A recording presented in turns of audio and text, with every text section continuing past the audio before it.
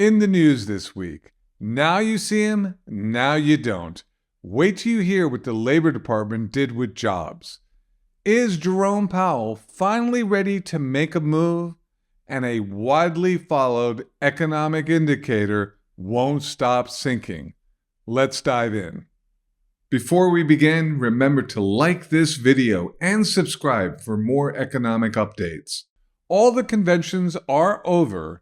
We will, of course, keep an eye on the campaigns as they develop, especially as each side makes their case for how they plan to improve an economy burdened with more than its share of struggles that apparently include making sure Americans are getting the straight story when it comes to the official economic data. The Labor Department announced on Wednesday that job growth in the 12-month period ending March 2024 had been massively overstated by the government's official monthly numbers. According to the revised calculations, the country added 818,000 fewer jobs than previously estimated from April 2023 to March 2024. That reduces average monthly job growth over the period from about 242,000 down to about 174,000. The adjustment marks the largest downward revision to jobs numbers in 15 years. Analysts attribute inaccuracies in the monthly employment data to persistently poor collection rates. According to economist Stephen Moore, a downward revision on this scale potentially paints a far different picture of the economy than the one Americans thought they were living in. Moore said, "If it's close to 1 million, that means that the American economy has performed a lot weaker than we have been saying for the last couple of years." The week's other major news story was Federal Reserve Chair Jerome Powell's keynote address at the Kansas City Fed's annual Jackson Hole, Wyoming Economic Symposium. Speaking on Friday morning, Powell made the declaration so many have been waiting to hear since the central bank raised rates to 23-year highs in July 2023. "The time has come for policy to adjust," said Powell, who added, "The direction of travel is clear."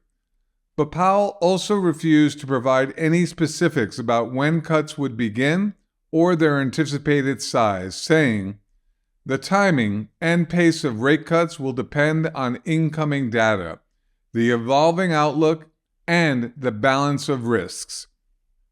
Markets don't appear to be buying any hedge language from the chair at this point. Right now, they're estimating the probability of a rate cut in September at 100%. As for the size of the possible reduction, traders right now say there's a 65% chance of a 25 basis point cut and a 35% chance of a 50 basis point cut. Finally this week, in February, the Conference Board walked back its long-standing recession forecast, citing the overall resilience of the economy. But that hasn't stopped the board's headline metric, the leading economic index, from continuing to fall. On Monday, the board reported that the LEI fell 0.6 of a point in July, twice the decline projected by economists. The drop marked the 27th time in the last 28 months the index has fallen. Despite last month's result, the Conference Board still says recession is off the table. However, in a statement, the board said it does expect GDP in the third quarter to come in at an annualized rate of just 0.6%, and GDP in the fourth quarter to come in at 1%. That's it for now. Make sure to come back on Monday when we continue to give you all the economic updates.